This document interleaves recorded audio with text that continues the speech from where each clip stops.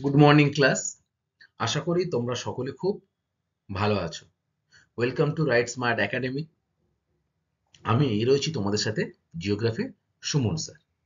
Student, গত কয়েকটা class ধরে আমরা কিন্তু তোমাদের বইতে যে পঞ্চম অধ্যায় রয়েছে ভারত, সেখান থেকে বিস্তারিত আলোচনা করেছিলাম, তাই না?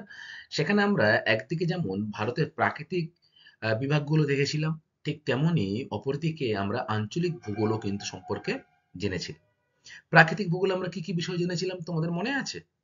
ভারতবর্ষ সম্পর্কে কি কি বলতো? Very good. ভারতবর্ষের জলবায়ু, ভারতবর্ষের মৃত্তিকা, ভারতবর্ষের স্বাভাবিক উদ্ভিদ, ভারতবর্ষের নদ নদী, প্রশাসনিক বিভাগ ইত্যাদি সম্পর্কে বিস্তারিত জেনেছিলাম। এবং অর্থনৈতিক ভূগোল থেকে আমরা ভারতের কৃষি, ভারতের শিল্প, সেখানে লৌহ ইস্পাত শিল্প, বস্ত্র বয়ন শিল্প, ইঞ্জিনিয়ারিং শিল্প, তথ্য প্রযুক্তি শিল্প, মোটর গাড়ি শিল্প ইত্যাদি বিষয়গুলো নিয়ে কিন্তু আমরা বিস্তারিত আলোচনা করেছি গত কয়েকটা ক্লাস ধরে।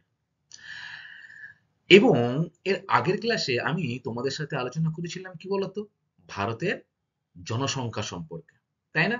আমরা সেখানে কি জেনেছিলাম? সেন্সাস জেনেছিলাম, ভারতের জনঘনত্বের বন্টন সম্পর্কে জেনেছিলাম, তাই তো?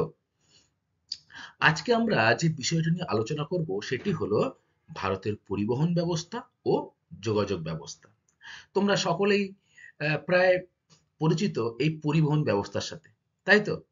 এটা নিয়ে আমরা আলোচনা করব।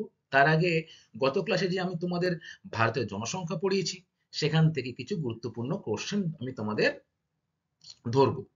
আশা করি তোমরা গত ক্লাসের পড়া মনোযোগ দিয়ে শুনেছো এবং পড়া বাড়িতেও করেছো, তাই তো? চলো, তাহলে এই যে আদমশুমারি কথাটা অর্থ কি, ব্যুৎপত্তিগত অর্থ কি? জনগণনা। Very good. এই যে জনগণনা কথাটা আদমশুমারি থেকে এসেছে। আদম কথার অর্থ কি বলতো?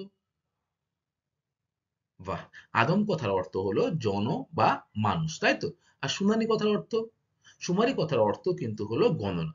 তাহলে এই আদমশুমারি কথা দুটিকে একসাথে করে কিন্তু যে ব্যুৎপত্তিগত অর্থ এসছে আদমশুমারির সেটি হলো কিন্তু জনগণনা, তাই তো? তোমরা আমাকে বলো তো যে ভারতে জনগণনা কত বছর অন্তর হয়? Very good. 10 বছর অন্তর কিন্তু ভারতবর্ষের যে জনসংখ্যা সেটি কিন্তু কি করা হয়? গোনা হয়, তাই তো? আচ্ছা, প্রথম যখন জনগণনা শুরু হয় ভারতবর্ষে সেটা কত সালে? বলো। তোমাদের আশা করি মনে আছে। Very good. 1871 সালে প্রথম জনগণনা কিন্তু ভারতবর্ষে চালু হয়। এবং শেষ যে জনগণনা হয়েছিল সেটি কত সালে? 2011 সালে। Very good. এবং এটি কততম সেন্সাস বা জনগণনা? খুব ভালো বলেছো যে 15তম জনগণনা, তাই তো? এই যে জনগণনায় 2011 সালের সেন্সাস অনুযায়ী ভারতবর্ষের জনসংখ্যা কত?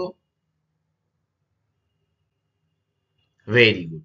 121 কোটি, 121.02% কিন্তু হলো ভারতবর্ষের মোট জনসংখ্যা। অর্থাৎ 100 কোটির উপরে কিন্তু আমরা ভারতবর্ষী রয়েছি বর্তমানে, তাই তো?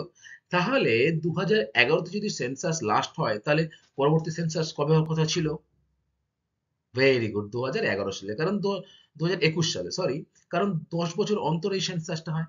কিন্তু কোনো কারণবশত 2021 সালে কিন্তু এই সেন্সাসটা সম্পূর্ণ করা সম্ভব হয়নি। এই যে সেন্সাস, জনগণনা, এই জনগণনাতে আমরা কি শুধু জনসংখ্যাটাই দেখি, না অন্য কোনো বিষয় সম্পর্কেও দেখি?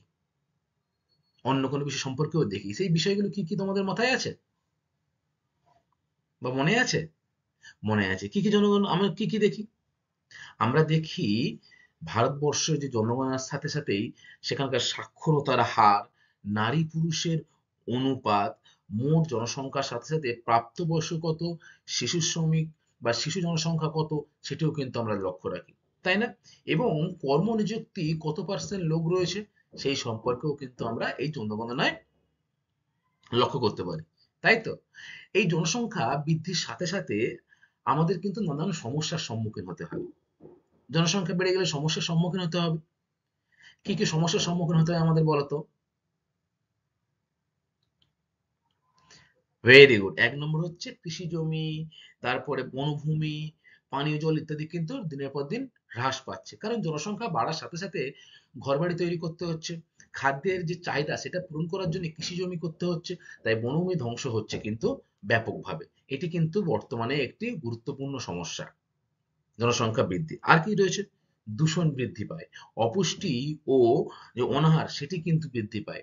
উন্নত দেশ এবং গরিব দেশের মধ্যে কিন্তু একটা তফাৎ লক্ষ্য করা যায়। এছাড়া উন্নত যে দেশগুলি রয়েছে বা উন্নয়নশীল যে দেশগুলি রয়েছে, যেগুলো উন্নতি ধীরে ধীরে করছে, জনসংখ্যার বিপুল চাপে সেই উন্নয়নের ধার কিন্তু অনেকটা কমে যায় এই জনসংখ্যা বৃদ্ধির ফলে। তাই তো? আচ্ছা স্টুডেন্ট, আমরা কিন্তু আলোচনা করেছিলাম যে ধারণযোগ্য উন্নয়ন বা স্থিতিশীল উন্নয়নটা কি জিনিস, তাই তো? তোমাদের মনে আছে যে ধারণযোগ্য উন্নয়ন বা স্থিতিশীল উন্নয়ন কি? বলো তো আমাকে।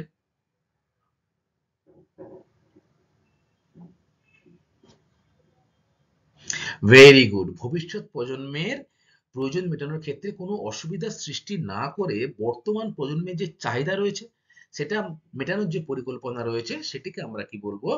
ধারণযোগ্য উন্নয়ন বা স্থিতিশীল উন্নয়ন। এর ইংলিশটি কি? এর ইংলিশটি হলো কিন্তু সাস্টেনেবল ডেভেলপমেন্ট। ঠিক আছে? এক কথায় বলতে গেলে এই যে পরিবেশের সম্পদ, এগুলো তো সবই যে পুনরায় ফিরে ফিরে আসে তা কিন্তু নয়। খনিজ সম্পদ সীমিত অবস্থায় রয়েছে, দিনের পর দিন ব্যবহারের ফলে সেটি কিন্তু শেষ হয়ে যাচ্ছে, তাই তো? তাহলে আমাদের যে ভবিষ্যৎ প্রজন্ম তাদের জন্য তো সেটি রেখে যেতে হবে। তাহলে আমরা আমাদের প্রয়োজন মেটানোর পর ভবিষ্যৎ প্রজন্মের জন্য যখন সেটা সুরক্ষিত রাখবো, সেটাকেই আমরা কি বলবো? ধারণযোগ্য উন্নয়ন বা স্থিতিশীল উন্নয়ন। স্টুডেন্ট, আমরা সেন্সাস পড়ার সময় জেনেছিলাম যে ভারতবর্ষের গড় সাক্ষরতার হার কত। সরি, ভারতবর্ষের গড় সাক্ষরতার হার কত বলতো? ভেরি গুড, 74.04% হচ্ছে ভারতবর্ষের গড় সাক্ষরতার হার। এই সাক্ষরতার দিক দিয়ে বিচার করলে কোন রাজ্য ভারতের মধ্যে প্রথম স্থানে রয়েছে? অর্থাৎ বেশিরভাগ মানুষই কিন্তু সেখানে সাক্ষর, সেটা নারী হোক পুরুষ হোক। কি বলতো কোন রাজ্য? Very good, Kerala. এবং সাক্ষরতার হার বেশি যেমন কেরালার, তেমনি সাক্ষরতার হার সব থেকে কম কোথায়? বাহ, খুব ভালো বলেছো যে বিহারে। ভেরি গুড, তোমরা মনোযোগ দিয়ে পড়াশোনা শুনছো তাহলে। আচ্ছা, এরপরে ভারতের জনসংখ্যা আমরা দেখেছি যে 100 কোটি, 121 কোটির উপরে ছাড়িয়ে গেছে। বর্তমানে কিন্তু ভারতের জনসংখ্যা প্রায় 140 কোটি ছাপিয়ে গেছে। বিভিন্ন রিপোর্ট অনুযায়ী বর্তমানে ভারত কিন্তু পৃথিবীতে প্রথম স্থান অধিকার করেছে জনসংখ্যা। আচ্ছা, এই জনসংখ্যা বলছি ভারতবর্ষের মধ্যে কোন রাজ্য মোট জনসংখ্যায় সব থেকে বেশি, অর্থাৎ কোন রাজ্যে জনসংখ্যা সব থেকে বেশি রয়েছে? ভেরি গুড, উত্তরপ্রদেশ, তাই না? এবং যদি বলে কোন কেন্দ্রশাসিত অঞ্চলে রয়েছে জনসংখ্যা সব থেকে বেশি, তাহলে উত্তর কি তোমাদের কি হবে? নিউ দিল্লি। Very good. তাহলে কেন্দ্রশাসিত অঞ্চলের দিক থেকে দিল্লি, এবং কোন রাজ্য বললে তোমাদের উত্তর কি হবে? উত্তরপ্রদেশ। এবারে মোট জনসংখ্যা সব থেকে কম রয়েছে কোন রাজ্যে বলো তো? ভেরি গুড, মোট জনসংখ্যায় সব থেকে কম কিন্তু রয়েছে কোথায়? সিকিমে। খুব ভালো বলেছো যে সিকিমে কিন্তু জনসংখ্যা অন্যান্য জায়গার তুলনায় অনেকটাই কম। স্টুডেন্ট, আমরা জনঘনত্ব পড়েছিলাম, অর্থাৎ মোট জনসংখ্যাকে যদি আমি সেই স্থানের আহ, মোট ক্ষেত্রফল দিয়ে ভাগ করি তাহলে আমি সেখানকার কিন্তু জনঘনত্ব পেয়ে থাকি, তাই তো?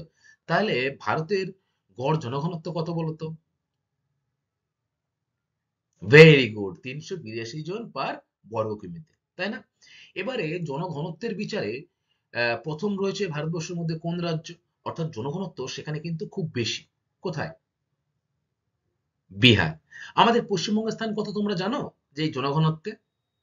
টোটাল জনসংখ্যায় কিন্তু পশ্চিমবঙ্গ রাজ্য ভারতবর্ষের মধ্যে চতুর্থ স্থানে রয়েছে, কিন্তু জনঘনত্বে পশ্চিমবঙ্গ ভারতবর্ষের মধ্যে রয়েছে কততম স্থানে? ভেরি গুড, দ্বিতীয় স্থানে রয়েছে, তাই না? আচ্ছা, তাহলে আমরা জনঘনত্ব সম্পর্কে জেনেছি। আর কি জেনেছি? যে দ্রুত জনসংখ্যা বৃদ্ধির যে কারণ, সেই কারণ সম্পর্কেও কিন্তু আমরা জেনেছিলাম গত ক্লাসে, তাই তো?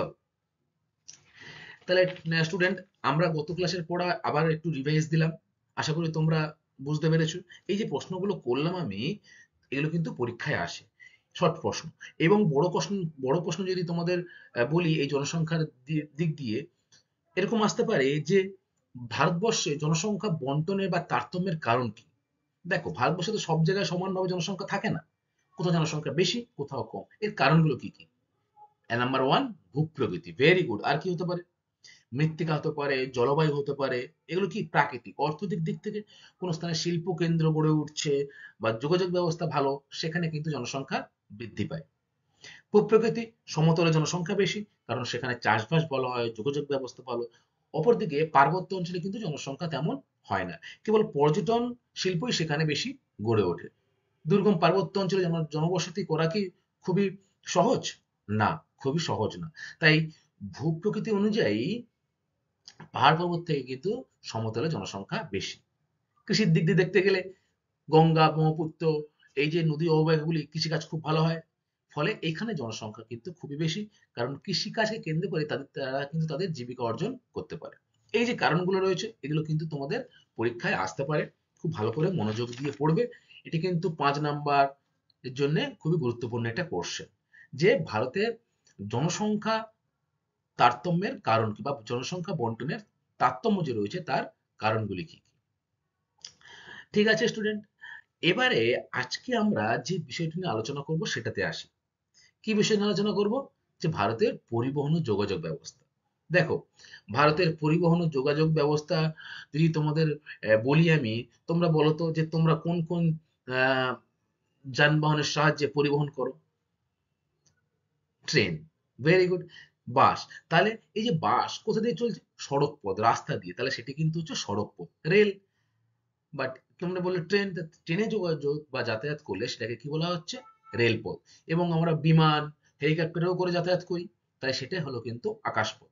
এছাড়া আরো কিন্তু অনেক পথ রয়েছে, যেগুলো সম্পর্কে আমরা বিস্তারিত জানবো। তবে আজকে আমি আমাদের এই ক্লাসে কেবলমাত্র রেলপথ এবং আকাশপথ নিয়ে কিন্তু আলোচনা করব। পরবর্তী ক্লাসে আমরা সড়ক পথ, জলপথ ইত্যাদি পথ নিয়ে আলোচনা করব। প্রথমেই আমরা আসি যে আধুনিক পরিবহন ব্যবস্থা কি। দেখো, বর্তমানে যখন সমাজটা ধীরে ধীরে এগিয়ে যাচ্ছে, তার সাথে সাথে কিন্তু পরিবহন ব্যবস্থার বিপুল পরিবর্তন ঘটেছে, তাই না? সেই পরিবর্তনগুলি কি কি ভাবে ঘটেছে? প্রথমে আমাদের জানতে হবে এই যে পরিবহনের মাধ্যমগুলি কি কি। তাই তো? স্থলপথ। স্থলপথে কিভাবে আমরা পরিবহন করি? এক স্থান থেকে অন্য স্থানে কিভাবে যাই স্থলপথে? রেলপথের মাধ্যমে আর সড়ক পথের মাধ্যমে, তাই তো? যদি বলি জলপথ, সমুদ্র হতে পারে বা অভ্যন্তরীণ নদীপথও হতে পারে, তাই তো?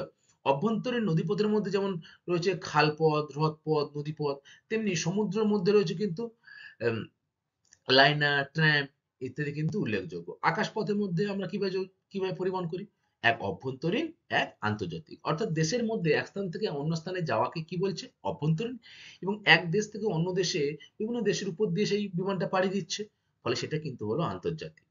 এছাড়া আধুনিক পরিবহন ব্যবস্থার দুটি গুরুত্বপূর্ণ বিষয় হলো রজ্জুপথ এবং পাইপলাইন। পাইপলাইনের মাধ্যমে তেল, বিভিন্ন দ্রব্য কিন্তু এক স্থান থেকে অন্য স্থানে চলে আসছে। আর রজ্জু লাইন কি? তারের মাধ্যমে যে পরিবহনটা করা হয় পার্বত্য অঞ্চলে, সেটি কিন্তু হলো রজ্জু লাইন, যেখানে গাড়ি ঘোড়া যাতায়াত খুবই সমস্যার সম্মুখীন হয়। তাহলে আমরা প্রথমে কি জানলাম? দেখো, সড়ক পথ আর রেলপথ, এই দুটো কি হলো? এই দুটি কিন্তু হলো স্থলপথ। জলপথে কি আছে? দেখো, নদী, সমুদ্র কিন্তু জলপথ। আকাশপথে রয়েছে দেখো, আর এটি কিন্তু হলো পাইপলাইন। পাইপলাইন মাধ্যমে খনিজ তেল ইত্যাদি কিন্তু এক স্থান থেকে অন্য স্থানে আসছে। আর রজ্জুপথ হলো এই রোপওয়ের মাধ্যমে যে যাতায়াত হয় সেটাকে আমরা কি বলবো? বা তারের মাধ্যমে যে যাতায়াত হয় তাকে আমরা কি বলবো? রজ্জুপথ। স্টুডেন্ট, আজকে আমরা কেবলমাত্র এই যে আকাশপথ এবং রেলপথ, এই দুটি সম্পর্কে জানবো। প্রথমেই তোমাদের আমরা বলেছি। তাহলে প্রথমে যে বিষয়টি নিয়ে আমরা আলোচনা করব সেটি কিন্তু হলো ভারতের পরিবহন ও যোগাযোগ ব্যবস্থা বিষয়টা কি।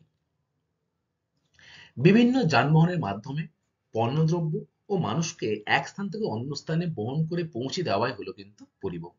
আমরা সকলেই জানি, আমরা যখন এক স্থান থেকে অন্য স্থানে যাই বিভিন্ন মাধ্যমের মাধ্যমে যাই, সেটা সড়ক পথ হোক, রেলপথ হোক, জলপথ হোক, যাই তো? তাহলে সেখানে পৌঁছে যাওয়ার যে মাধ্যমগুলি হচ্ছে সেটিকে আমরা কি বলবো? পরিবহন। এই ধরনের সংগঠিত ব্যবস্থা হলো পরিবহন ব্যবস্থা। তাহলে পরিবহন ব্যবস্থাটা কি? এই যে ব্যবস্থার মাধ্যমে তুমি এক স্থান থেকে অন্য স্থানে যাচ্ছ, যে ব্যাপারটা সংগঠিত হচ্ছে, সেই ব্যবস্থাকে আমরা কি বলছি? পরিবহন ব্যবস্থা। আমাদের জানতে হবে পরিবহনের গুরুত্ব কি। দেখো, পরিবহনের গুরুত্ব কিন্তু আমাদের জীবনে অপরিসীম, তাই না? সমস্ত ক্ষেত্রেই এই পরিবহন কিন্তু গুরুত্বপূর্ণ ভূমিকা পালন করে আমাদের জীবনে। প্রথমে 1 নম্বর দেখব কৃষির সম্প্রসারণ।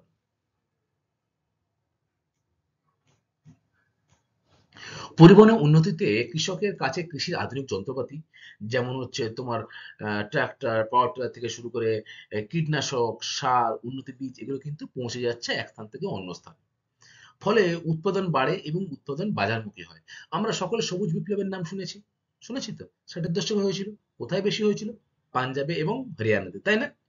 তাহলে এই যে পাঞ্জাব হরিয়ানাতে যে উচ্চ ফলনশীল বীজ, যে পদ্ধতিগুলো অবলম্বন করা হয়েছিল, সেগুলো কিন্তু পরিবহনের মাধ্যমে ভারতবর্ষের অন্যান্য স্থানে কিন্তু ছড়িয়ে দেওয়া হয়েছে, যাতে সেখানেও উৎপাদনটা বাড়ে। তাহলে পরিবহনের গুরুত্ব কিন্তু রয়েছে কৃষি সম্প্রসারণের ক্ষেত্রে। আচ্ছা, এরপরে হচ্ছে 2 নম্বর, দেখো শিল্পের সম্প্রসারণ। উন্নত ও দ্রুত পরিবহন ব্যবস্থার মাধ্যমে শিল্পের প্রয়োজনীয় কাঁচামাল যেমন খুব সহজে এবং কম খরচে কারখানায় নিয়ে আসা যায়, তেমনি উৎপাদিত দ্রব্য জাহাজ বা কোনো রেলপথের মাধ্যমে ভারতবর্ষের মধ্যে হোক বা বিদেশে হোক, সেটি কিন্তু রপ্তানি করা হতে পারে। তাহলে এই পরিবহন কিন্তু না থাকলে কোনো দ্রব্য এক স্থান থেকে অন্য স্থানে যেতে পারতো না, সেই অঞ্চলের মধ্যে সীমাবদ্ধ থাকতো, তাই না? আমরা এখন ঘরে বসেই আহ, ভারতের বিভিন্ন স্থানের জিনিস কিন্তু বসে অর্ডার দিতে পারি। কিভাবে হয়? সেটা কিভাবে আসে? পরিবহনের মাধ্যমে আসে। নাম্বার 3, বাণিজ্যিক সম্প্রসারণ। উন্নত পরিবহন ব্যবস্থা দেশীয় ও আন্তর্জাতিক বাণিজ্যের প্রসার ঘটায়। বন্দর বহির্বাণিজ্যে গুরুত্বপূর্ণ ভূমিকা পালন করে। দেখো, এই যে বন্দর, বন্দর কিন্তু বাইরের দেশের সাথে কিন্তু ব্যবসা বাণিজ্য করতে অনেকটা ত্বরান্বিত করে, তাই না? নাম্বার 4, প্রাকৃতিক সম্পদ আহরণ।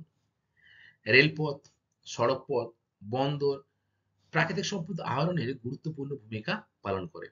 বিশাখাপত্তনম বন্দর থেকে বায়লাডিলা পর্যন্ত রেলপথ গড়ে তোলার কারণেই বায়লাডিলার যে লোহা রয়েছে, সেটি কিন্তু বিদেশে রপ্তানি করা হচ্ছে। তাহলে এই যে বায়লাডিলা, সেখান থেকে লৌহ আকরিকটা বা লৌহ ইস্পাতটা আসছে কোথায়? বিশাখাপত্তনম বন্দরে। এবং বন্দর থেকে জাহাজের মাধ্যমে সেটা কিন্তু ভারত তথা বিশ্বের কাছে কিন্তু খুব সহজেই পৌঁছে যাচ্ছে।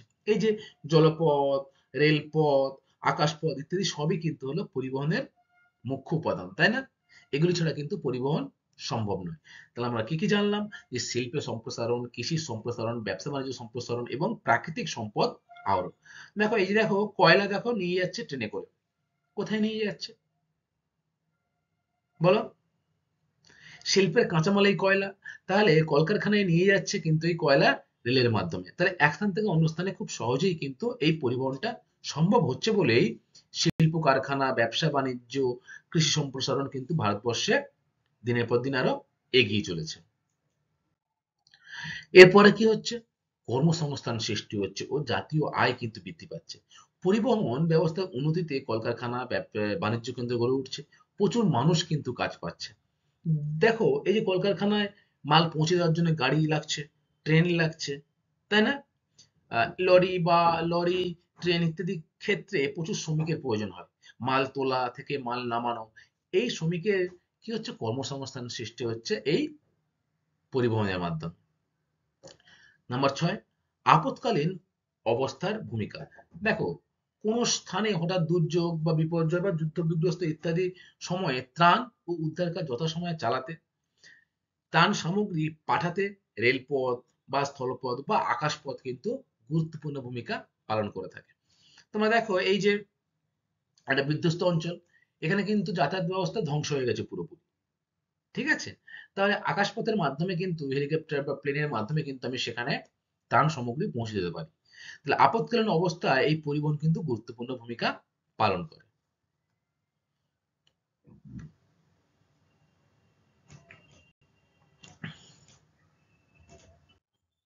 আচ্ছা, এবারে আমরা কি পড়বো? যে রেলপথ সম্পর্কে। দেখো, তোমরা রেল সম্পর্কে কম বেশি সবাই জানো। আশা করি সকলেই প্রায় তোমরা রেলে যাতায়াত করেছো। করেছো তো সকলে? বাহ! সকলেই রেল চড়েছো। তাহলে স্থলপথে পরিবহনের শ্রেষ্ঠ মাধ্যম কিন্তু হলো এই রেলপথ।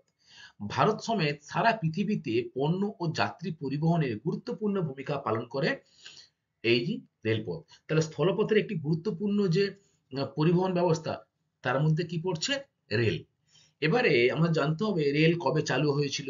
দেখো, 1853 সালে মুম্বাই থেকে থানের মধ্যে কিন্তু প্রথম রেল চলাচল শুরু হয়।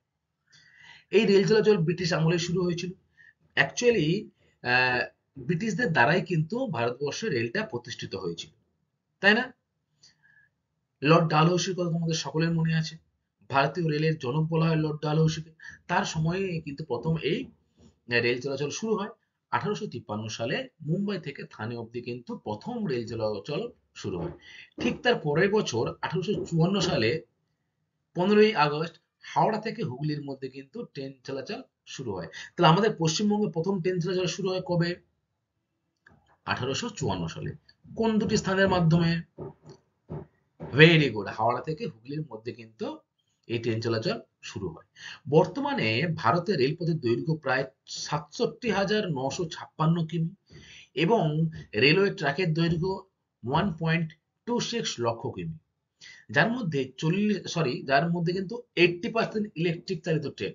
অর্থাৎ তোমরা যখন ট্রেন চলে দেখবে উপরে একটা তার থাকে, তোমরা দেখেছো স্টেশনে গিয়ে একটা তার রয়েছে, এই তারের সাথে একটা কানেকশন দেওয়া থাকে।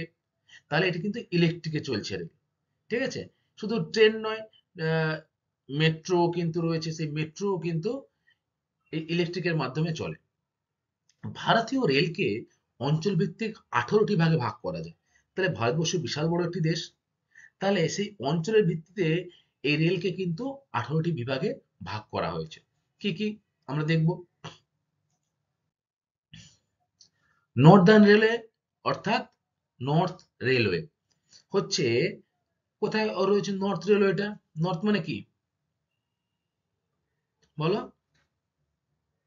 উত্তর দিকে।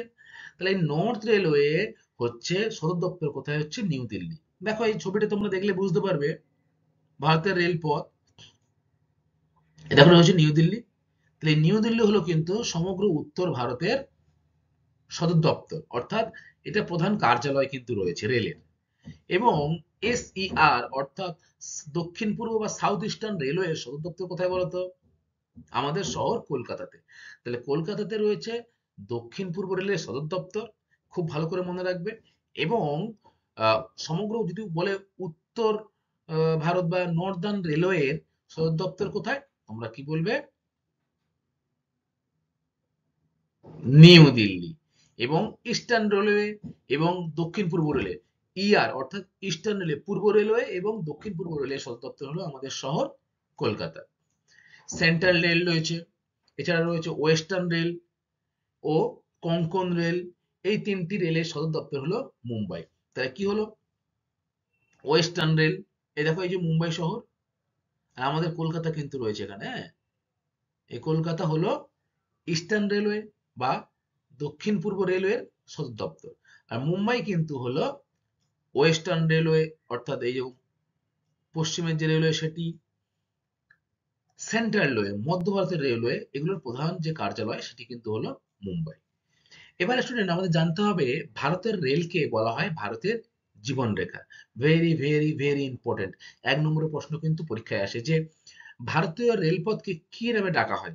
কি নামে ডাকা হয়? ভারতের জীবনরেখা। কারণ অসংখ্য মানুষ কিন্তু এই রেলের মাধ্যমে তাদের পরিবহনটা করে থাকে। প্রায় 12.54 লক্ষ রেলের কর্মচারী সমেত পরোক্ষভাবে আরো লক্ষ লক্ষ মানুষ কিন্তু এই রেলের সাথে যুক্ত, কর্মসংস্থান তাদের হয়ে যাচ্ছে। 12 লক্ষ মানুষ।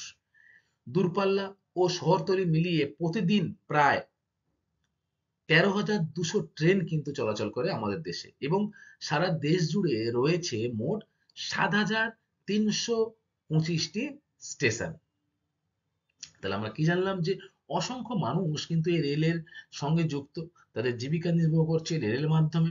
দূরপাল্লা ও শহরতলি মিলিয়ে দিনে কিন্তু প্রায় 13,200টি ট্রেন চলাচল করে এবং আমাদের ভারতবর্ষে বর্তমানে স্টেশনের সংখ্যা কটি? 7,325টিরও বেশি স্টেশন কিন্তু রয়েছে। আচ্ছা, এরপরে দেখো রয়েছে বন্দে ভারত, ভারতের দ্রুততম ট্রেন। Very important. যদি বলে বন্দে ভারত এর বৈশিষ্ট্য কি, বা ভারতের দ্রুততম রেল বা ট্রেন গাড়ির নাম কি? তাহলে তোমাদের উত্তর কি হবে? বন্দে ভারত। ভারতীয় রেলে গড়ে প্রতিদিন প্রায় 2 থেকে 4 কোটি মানুষ ভ্রমণ করে। তাহলে 13,200টি কিন্তু ট্রেন চলে, কিন্তু প্রায় প্রতিদিন 2 থেকে 4 কোটি মানুষ কিন্তু ট্রেনে ভ্রমণ করে, এবং বছরে 142 কোটি টন পণ্য পরিবহন হয়। অর্থাৎ এই রেল লাইনের মাধ্যমে পণ্য, যেমন খনিজ দ্রব্য থেকে শুরু করে বিভিন্ন যে পণ্য, খাদ্যবস্তু হোক, এই যে পণ্যগুলো কিন্তু রেলের মাধ্যমে এক স্থান থেকে অন্য স্থানে পরিবাহিত হয় বা পরিবহন করা হয়। সেটি কত? বছরে 142 টনেরও বেশি। এরপরে দেখো রয়েছে, ভারতে রয়েছে মহারাজা এক্সপ্রেস। এই মহারাজা এক্সপ্রেসের বৈশিষ্ট্য কি? মহারাজা এক্সপ্রেসের বৈশিষ্ট্য হলো কিন্তু এটি ভারতের সর্বাধিক বিলাসবহুল একটি ট্রেন। এছাড়া কি রয়েছে? Palace of Wheels, Deccan Odyssey, Golden Chariot প্রভৃতি 7টি পৃথিবী বিখ্যাত বিলাসবহুল বা লাক্সারি ট্রেন কিন্তু ভারতবর্ষে রয়েছে। দেখো, এই যে ট্রেনের, এটা কিন্তু ট্রেনের মধ্যে, তোমরা কিন্তু দেখে কেউ হোটেল বা রেস্টুরেন্ট মনে করো না, এটা কিন্তু ট্রেনের মধ্যে মহারাজা এক্সপ্রেস রয়েছে। সেই মহারাজা এক্সপ্রেসের মধ্যে একটি কামরা, সেখানে আমরা কি পড়লাম? যে বিলাসবহুল কামরা রয়েছে। তার আগে পড়লাম ভারতের দ্রুততম ট্রেন হচ্ছে কিন্তু এই বন্দে ভারত এক্সপ্রেস। আমাদের পশ্চিমবঙ্গ বন্দে ভারত এক্সপ্রেস চলে, তাই না? হাওড়া থেকে শিলিগুড়ি, হাওড়া থেকে পুরী, হাওড়া থেকে মালদা, এই অঞ্চলগুলোতে কিন্তু ইস্টার্ন রেলওয়ের মাধ্যমে বন্দে ভারত ট্রেন কিন্তু চলাচল করছে আমাদের পশ্চিমবঙ্গে। এছাড়া আর কি রয়েছে? সম্প্রতি জাপানের সহায়তায় মুম্বাই আহমেদাবাদের মধ্যে বুলেট ট্রেন চালানোর কিন্তু পরিকল্পনা নেওয়া হয়েছে। দেখো, এই যে বুলেট ট্রেন, এটি কিন্তু বন্দে ভারত ট্রেনের থেকে আরো অনেক বেশি গতিসম্পন্ন একটি ট্রেন, কিন্তু বর্তমানে এটি এখনো চালু হয়নি। তাই চালু হওয়া ভারতের সব থেকে দ্রুততম ট্রেন কিন্তু হলো বন্দে ভারত। এবং সম্প্রতি যে জাপানের কাছ থেকে আমরা টেকনোলজি নিয়ে মুম্বাই এবং আহমেদাবাদের মধ্যে কিন্তু একটি বুলেট ট্রেন চালানোর পরিকল্পনা গ্রহণ করেছি। এরপরে রয়েছে, দেখো, রেলপথের গুরুত্ব ও সুবিধা। বলো, এতক্ষণ তো রেলপথ সম্পর্কে পড়ছো, তো রেলপথের গুরুত্ব কি? Very good. সুলভ বা কম খরচে কিন্তু পরিবহন করা যায়, তাই না? আচ্ছা, আর দ্রুতগামী পরিবহন ব্যবস্থা, বাস, ট্রাম, ট্যাক্সি, বাইক, এগুলো থেকে কিন্তু দ্রুতভাবে কিন্তু এই ট্রেনে এক স্থান থেকে অন্য স্থানে যাতায়াত করা যায়। ভ্রমণে অনেক বেশি নিরাপদ থাকে। নাম্বার 3, ভ্রমণের স্বাচ্ছন্দ্য বেশি। নাম্বার 4, একসঙ্গে অনেক পণ্য কিন্তু পরিবহন করা যায় ট্রেনের মাধ্যমে। আমরা দেখেছি ট্রেনে অনেকগুলো বগি হয়, একটি ইঞ্জিন বগি, তার পিছনে অনেকগুলো বগি হয়, সেগুলো পণ্য পরিবহন করে, আবার প্যাসেঞ্জার অর্থাৎ মানুষদেরও কিন্তু পরিবহন করে, তাই না? তাহলে একসঙ্গে অনেক মানুষও যেমন ট্রেনে যাতায়াত করতে পারে, ঠিক তেমনি একসঙ্গে অনেক পণ্যও কিন্তু পরিবাহিত হয় এই রেলের মাধ্যমে। নাম্বার 5, পণ্য মজুতের ব্যবস্থা আছে। অর্থাৎ রেলের মধ্যে কিন্তু এক স্থান থেকে অন্য স্থানে যেতে আমার 2 দিন 3 দিন সময় লেগে যাচ্ছে রেলে, তাহলে সেখানে কিন্তু পণ্য মজুতের একটা ব্যবস্থা রয়েছে রেলের মধ্যে। পণ্য নষ্ট হলে ক্ষতিপূরণের ব্যবস্থা হয়। ধরো কোনো পণ্য, কোনো ব্যবসায়ী এক স্থান থেকে অন্য স্থানে পণ্য নিয়ে যাচ্ছে, কোনো কারণে ক্ষতি হলো পণ্য, সেই ক্ষতির ব্যবস্থাও কিন্তু রেল তরফ থেকে করা হয়। প্রচুর কর্মসংস্থানের সুবিধা। রেলে কিন্তু বছরে অসংখ্য মানুষ কিন্তু তাদের কর্মজীবন নিযুক্ত করে। রেলের বিভিন্ন ক্ষেত্র রয়েছে, সেটা লাইনের কাজ হোক, রেল ইঞ্জিন থেকে রেল বগি তৈরি করা থেকে শুরু করে বিভিন্ন ক্ষেত্রে মাল লোডিং করা, আনলোডিং করা, সমস্ত ক্ষেত্রেই কিন্তু অসংখ্য মানুষ কিন্তু এই রেলের সাথে যুক্ত রয়েছে। তাহলে আমরা কি জানলাম? যে ভারতের রেলপথের কয়েকটি গুরুত্বপূর্ণ দিক, তাই না? বলতো, দক্ষিণ পূর্ব রেলের সদর দপ্তর কোথায়? ভেরি গুড, আমাদের শহর কলকাতা, তাই না? আর যদি বলে নর্দার্ন রেলওয়ে সদর দপ্তর কোথায়, উত্তর ভারতের যে রেলওয়ে সদর দপ্তর কোথায় বা হেডকোয়ার্টার কোথায়? Very good, new Delhi. আচ্ছা, তাহলে আমরা কি জানলাম? যে রেলপথের গুরুত্ব ও সুবিধা সম্পর্কে। এরপরে আমরা যে বিষয়টি নিয়ে আলোচনা করব সেটি কিন্তু হলো আকাশপথ। আকাশপথ যদি আমি বলি, তাহলে তোমাদের মাথায় কি আসবে? আকাশে কি চলাচল করে? হেলিকপ্টার আর বিমান, তাই না? এই দুটি ক্ষেত্রেই কিন্তু পরিবহন হয়। অন্যান্য আরো জেট প্লেন চলে বা আরো অন্যান্য সামরিক ক্ষেত্রে বিমান সেগুলো চলে, সেগুলো কিন্তু পরিবহনের ক্ষেত্রে গুরুত্বপূর্ণ ভূমিকা পালন করে না। একমাত্র পরিবহনের ক্ষেত্রে বিমান ও হেলিকপ্টার কিন্তু যাত্রী পরিবহন করে থাকে আকাশপথের মাধ্যমে। দেখো, খরচ কিন্তু খুব বেশি হয় এই বিমান পরিষেবার মাধ্যমে। ফলে এখানে কিন্তু যাত্রী যাতায়াত করে বেশি, পণ্য কিন্তু খুবই কম বা পণ্য না বহন করা হয় বললেই চলে। তাহলে আমরা কি জানলাম, যে বিমান ও হেলিকপ্টারের মাধ্যমে যাত্রী ও পণ্য পরিবহনকে আকাশপথ বলছে। খরচ বেশি হওয়ায় আকাশপথে যাত্রী পরিবহন হয় বেশি, অপরদিকে পণ্য কিন্তু পরিষেবা তেমন ভাবে হয় না। দেখো, এই যে হেলিকপ্টার, হেলিকপ্টার আর এটা কি, বিমান। ভারতে এরকম প্রথম বিমান চলাচল শুরু হয় কবে বলতো? 1911 সালে ভারতে প্রথম বিমান চলাচল শুরু হয় 1911 সালে। স্বাধীনতার পর বিমান চলাচল কিছুটা বাড়লেও প্রকৃত উন্নতি শুরু হয় কিন্তু 1991 সালের পর থেকে। কারণ সেই সময় নতুন শিল্পনীতি ঘোষণা হওয়ার পর থেকে অর্থনৈতিক সমৃদ্ধির কারণে পরিবহন ব্যবস্থার কিন্তু একটি উন্নতি লক্ষ্য করা যায়। ফলে এই যে পরিবহন ব্যবস্থা বর্তমানেও কিন্তু প্রবল ঊর্ধ্বমুখী। দেখো, তুমি লক্ষ্য করবে যে আহ, অনেক দূরবর্তী স্থানে আমরা কম সময়ে কিন্তু এই বিমানের মাধ্যমে চলে যেতে পারি। তবে সেটি কি খরচ সাপেক্ষ, তাই না? যে স্থানে আমরা ট্রেনে করে গেলে একদিন থেকে দুদিন সময় লেগে যায়, সেখানে কিন্তু আমরা 1 থেকে 2 ঘন্টার মধ্যে এই আকাশপথে সেই স্থানে পৌঁছে যাচ্ছি। ফলে এখানে যাত্রী কিন্তু পণ্য পরিবহন হয় বেশি, পণ্য কিন্তু নয়। এটা কিন্তু তোমরা মাথায় রাখবে।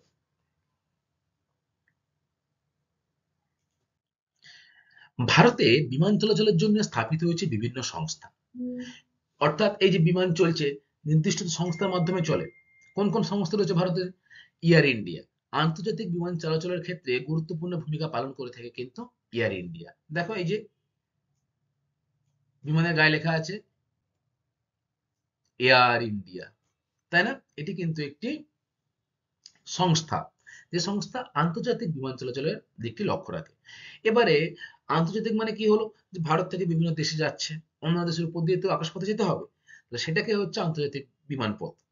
এবং ইন্ডিয়ান এয়ারলাইন্স অর্থাৎ অভ্যন্তরীণ বিমান চলাচল যে সংস্থাটা দেখছে, সেটার নাম কিন্তু হলো ইন্ডিয়ান এয়ারলাইন্স।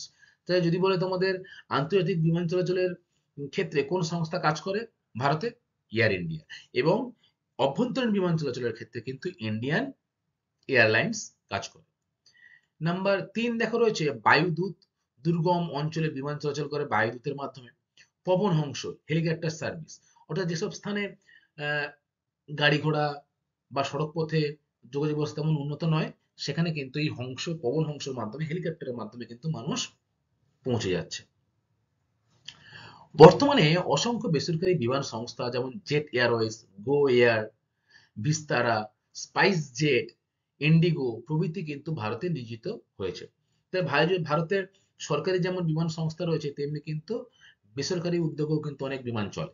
তাদের মধ্যে উল্লেখযোগ্য যে বিমান কোটি সেগুলো হলো কিন্তু Spice Jet, IndiGo, Jet Airlines, Go Air, এগুলি কিন্তু উল্লেখযোগ্য। দেখো, এই যে পবন হান্স, এটা কিন্তু helicopter service.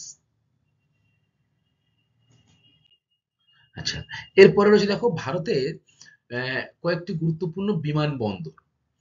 Airport authority of India পরিচালিত ভারতের মোট বিমানবন্দরের সংখ্যা রয়েছে 486টি, যার মধ্যে 123টি বাণিজ্যিক, যাতে যাত্রী ও পরিবহন হয়। মোট আন্তর্জাতিক বিমানবন্দরের সংখ্যা কিন্তু ভারতবর্ষে রয়েছে কটা? 35টি। 30টি বর্তমান এবং 5টি প্রস্তাবিত।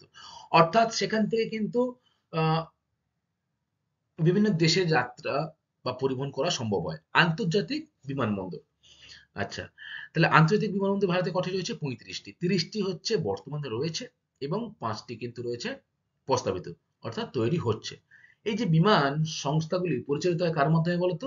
এয়ারপোর্ট অথরিটি অফ ইন্ডিয়া দ্বারা কিন্তু এগুলো সবই পরিচালিত হয়। এগুলির মধ্যে কয়েকটি বিখ্যাত বিমানবন্দর হলো দিল্লি ইন্দিরা গান্ধী ইন্টারন্যাশনাল এয়ারপোর্ট। যদি তোমাদের পরীক্ষায় আসে যে ইন্দিরা গান্ধী ইন্টারন্যাশনাল এয়ারপোর্ট কোথায় অবস্থিত, তাহলে তোমাদের উত্তর কি হবে? দিল্লি। দেখো, এই যে এই ছবিটার উপরে দেখতে পাচ্ছ, এটা কিন্তু দিল্লির ছবি। ঠিক আছে? আচ্ছা, এরপর 2 নম্বর রয়েছে দেখো মুম্বাই। ছত্রপতি শিবাজি ইন্টারন্যাশনাল এয়ারপোর্ট সেটি রয়েছে কোথায়? মুম্বাইতে। এটিও আন্তর্জাতিক বিমানবন্দর। আর দিল্লি ইন্দিরা গান্ধী ইন্টারন্যাশনাল এটাও কিন্তু আন্তর্জাতিক বিমানবন্দরের মধ্যেই পড়ছে। চেন্নাই, চেন্নাই ইন্টারন্যাশনাল এয়ারপোর্ট খুবই গুরুত্বপূর্ণ একটা এয়ারপোর্ট ভারতের, চেন্নাইতে রয়েছে। এরপরে কি রয়েছে? কলকাতা যে এয়ারপোর্ট সেটিও কিন্তু আন্তর্জাতিক airport. Netaji Subhash Basu international airport, Kolkata airport কিন্তু এই নামেই পরিচিত। দেখো এই যে নেতাজি সুভাষ চন্দ্র বোস ইন্টারন্যাশনাল এয়ারপোর্ট, কোথায় অবস্থিত আমাদের এয়ারপোর্ট? কলকাতার কোন স্থানে? দমদমে। Very good. Number 5, Hyderabad. Rajiv Gandhi international airport হচ্ছে কোথায় রয়েছে? হায়দ্রাবাদে। তাহলে পরীক্ষায় এরকম প্রশ্ন আসতে পারে যে হায়দ্রাবাদে যে এয়ারপোর্ট রয়েছে তার নাম কি?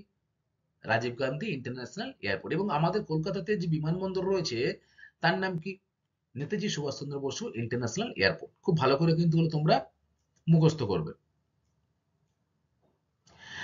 Number 6, Bengaluru Kempegowda international airport রয়েছে। ঠিক আছে? আচ্ছা, এরপরে যে বিষয়টা তোমাদের মনে রাখতে হবে, পরীক্ষার জন্য খুবই গুরুত্বপূর্ণ একটি শর্ট প্রশ্ন, যে দিল্লির ইন্দিরা গান্ধী ইন্টারন্যাশনাল এয়ারপোর্ট ভারতের বৃহত্তম ও ব্যস্ততম এয়ারপোর্ট। যদি তোমাদের পরীক্ষায় আসে যে ভারতের দীর্ঘতম এয়ারপোর্টের নাম কি? ইন্দিরা গান্ধী ইন্টারন্যাশনাল এয়ারপোর্ট, সেটি কোথায় অবস্থিত? দিল্লিতে। এবং যদি বলে ভারতের ব্যস্ততম এয়ারপোর্টের নাম কি? সেটিও কিন্তু হবে দিল্লির ইন্দিরা গান্ধী এয়ারপোর্ট। আশা করি তোমরা বুঝতে পেরেছো। আমরা কিন্তু বিভিন্ন সংস্থাগুলো নিয়ে কাজ তোমাদের বললাম, এবং ভারতবর্ষের যে ইন্টারন্যাশনাল বিমানবন্দর রয়েছে 35টি, তার মধ্যে যেগুলো গুরুত্বপূর্ণ সেগুলো তোমাদের সাথে কিন্তু আমরা আলোচনা করলাম। দেখো এই যে ইন্দিরা গান্ধী ইন্টারন্যাশনাল এয়ারপোর্ট, এটি ভারতের ব্যস্ততম এবং বৃহত্তম এয়ারপোর্ট। এরপরে আমরা দেখবো যে আকাশপথের সুবিধা কি রয়েছে এবং গুরুত্ব কি রয়েছে। অতি দ্রুত বা কম সময়ে যাতায়াত করা যায় একমাত্র কার মাধ্যমে? আকাশপথের মাধ্যমে। অন্যান্য যে জলপথ, স্থলপথ, রজ্জুপথ এগুলোর তুলনায় সব থেকে দ্রুত যে বা কম সময়ে যাতায়াত করা যায় আকাশপথের মাধ্যমে। আরামদায়ক যাত্রা, দেখবে তোমরা এই যে হেলিকপ্টার কিংবা বিমানে ভিতরটা কিন্তু সুসজ্জিত থাকে, তাই না? ফলে আরামদায়ক যাত্রা কিন্তু হয়ে থাকে এই বিমানের মাধ্যমে। নির্মাণ খরচ খুব কম, বিমানের নির্মাণ খরচ কিন্তু যথেষ্ট কম। দুর্বল অঞ্চলের বা দুর্গম অঞ্চলের সাথে যোগাযোগ ব্যবস্থা স্থাপন করা যায়। যেখানে সড়ক পথ তৈরি করা যাবে না, রেলপথ তৈরি করা যাবে না, সেখানে কিন্তু বিমান পথের মাধ্যমে সেই স্থানে যোগাযোগ স্থাপন করা সম্ভব হয়। নাম্বার 5, জরুরি ও আপৎকালীন অবস্থার যোগাযোগ। যুদ্ধ বিগ্রহ, দুর্যোগ বিপর্যয়ের ক্ষেত্রে ত্রাণ দেওয়া থেকে শুরু করে, ধরো কোথাও বন্যা হলো, সব ডুবে গেল, সেখানে কি গাড়ি ঘোড়া যেতে পারবে স্থলপথের মাধ্যমে? পারবে না। তাহলে হেলিকপ্টারের মাধ্যমে, আকাশপথের মাধ্যমে কিন্তু সেখানে মানুষদের সাহায্য করতে হবে, তাদের উদ্ধার করতে হবে। তাহলে আকাশপথের গুরুত্বও কিন্তু এই বিশেষ করে জরুরি ও আপৎকালীন ক্ষেত্রে গুরুত্বপূর্ণ ভূমিকা পালন করে থাকে। নাম্বার 6, আন্তর্জাতিক স্তরে যোগাযোগ প্রভৃতি কারণে আকাশপথ গুরুত্বপূর্ণ। আমরা এক দেশ থেকে অন্য দেশে যেতে গেলে আমরা কি রেলপথ বা সড়কপথে যাই? ধরো আমরা এশিয়া মহাদেশের থেকে একটা অন্য ইউরোপ মহাদেশের একটা দেশে যাব, তাহলে আমাদের কিসে যেতে হবে? আকাশপথের মাধ্যমে যেতে হবে। তাহলে আকাশপথের সুবিধা ও গুরুত্ব কিন্তু অপরিসীম যোগাযোগ ব্যবস্থা বা পরিবহন ব্যবস্থার মাধ্যম হিসাবে, তাই তো? ঠিক আছে স্টুডেন্ট, আজকে আমরা এই যে পরিবহন ও যোগাযোগ ব্যবস্থার মাধ্যমে কেবলমাত্র রেলপথ আর আকাশপথ এই দুটি নিয়ে আলোচনা করলাম। এর পরবর্তী ক্লাসে আমি তোমাদের সাথে সড়ক পথ নিয়ে আলোচনা করব। আজকের ক্লাসটা এই পর্যন্তই। আশা করি তোমরা সকলে বুঝতে পেরেছো। এবারে পরীক্ষায় আসে এমন কয়েকটি প্রশ্ন তোমাদের সাথে আমি আলোচনা করব। দেখো কয়েকটি গুরুত্বপূর্ণ প্রশ্ন। ভারতে প্রথম রেল যোগাযোগ শুরু হয় কবে? বলো, কত সালে? ভেরি গুড, 1853 সালে। কোন দুটি স্থানের মধ্যে হয়েছিল তোমাদের মনে আছে? বলো। ভেরি গুড, বোম্বে থেকে থানে অবধি কিন্তু এই ভারতে প্রথম রেল যোগাযোগ শুরু হয়। দ্বিতীয় যেটি হয় সেটি কিন্তু আমাদের রাজ্য পশ্চিমবঙ্গে, তাই না? ঠিক তার পরের বছরে 1854 সালে হাওড়া থেকে হুগলি অবধি কিন্তু এই রেল চলাচলটা শুরু হয়েছিল। তাহলে 1 নম্বর কি হলো, ভারতের প্রথম রেল কবে শুরু হয়? 1853 তে। নাম্বার 2, ভারতীয় রেলকে অঞ্চল ভিত্তিক কয়টি ভাগে ভাগ করা যায়? বলো। বিশাল বড় একটি দেশ আমাদের ভারতবর্ষ, সেখানে রেলের মাধ্যমে আমরা যাতায়াত করে থাকি। ভারতের জীবনরেখা বলা হয় রেলকে, তাই না? তাহলে এই অঞ্চল ভিত্তিতে একে কিন্তু কয়েকটি ভাগে ভাগ করা হয়েছে, যেমন ইস্টার্ন রেলওয়ে, দক্ষিণ পূর্ব railway, Northern railway, western railway. এই যে ভাগগুলি টোটাল কতগুলি রয়েছে? Very good, 18টি। নাম্বার 3, ভারতের জীবনরেখা বলা হয় কাকে? রেলপথকে। নাম্বার 4, দক্ষিণ পূর্ব রেলের সদর দপ্তর কোথায়? বলো। ইস্টার্ন সাউথ ইস্টার্ন রেলওয়ে সদর দপ্তর কোথায়? ভেরি গুড, কলকাতাতে। এটাও তোমরা মনে রাখবে যে পূর্ব কলকাতারও সদর দপ্তর হলো এই কলকাতা। নাম্বার 5, বর্তমানে ভারতের দ্রুততম ট্রেনের নাম কি? বলো। Very good, Vande Bharat express. 6 নম্বর রয়েছে, দেখো, ভারতের সর্বাধিক বিলাসবহুল ট্রেনের নাম কি? অর্থাৎ সব থেকে আরামদায়ক বা বিলাসবহুল যে ট্রেন, সেটির নাম কি? ভেরি গুড, মহারাজা এক্সপ্রেস। নাম্বার 7, ভারতে প্রথম বিমান চলাচল শুরু হয় কবে? বলো। 1911 সালে, খুব ভালো বলেছো। নাম্বার 8, ভারতের বৃহত্তম ও ব্যস্ততম এয়ারপোর্ট কোনটি? ভেরি গুড, দিল্লিতে রয়েছে যেটি ইন্দিরা গান্ধী ইন্টারন্যাশনাল এয়ারপোর্ট, সেটি হলো কিন্তু ভারতের বৃহত্তম ও ব্যস্ততম এয়ারপোর্ট। এই যে শর্ট প্রশ্ন তোমার সাথে আলোচনা করলাম স্টুডেন্ট, এগুলো কিন্তু পরীক্ষায় প্রায়শই দেয়, তোমরা কিন্তু মনোযোগ দিয়ে সবই পড়বে। তাহলে আজকের ক্লাসটা আমার এই পর্যন্তই। আশা করি তোমরা সমস্ত বিষয় বুঝতে পেরেছো। ভারতের পরিবহন ও যোগাযোগ ব্যবস্থার মাধ্যমে যে বিপুল পরিবর্তন ভারতে ঘটেছে সে সম্পর্কেও কিন্তু তোমরা জেনেছো। পরবর্তী ক্লাসে সড়ক পথের মাধ্যমে কিভাবে পরিবহন ব্যবস্থা গুরুত্বপূর্ণ ভূমিকা পালন করে সেটি সম্পর্কে আমরা জানবো। থ্যাংক ইউ ক্লাস, মনোযোগ দিয়ে ক্লাসটা শোনার জন্য।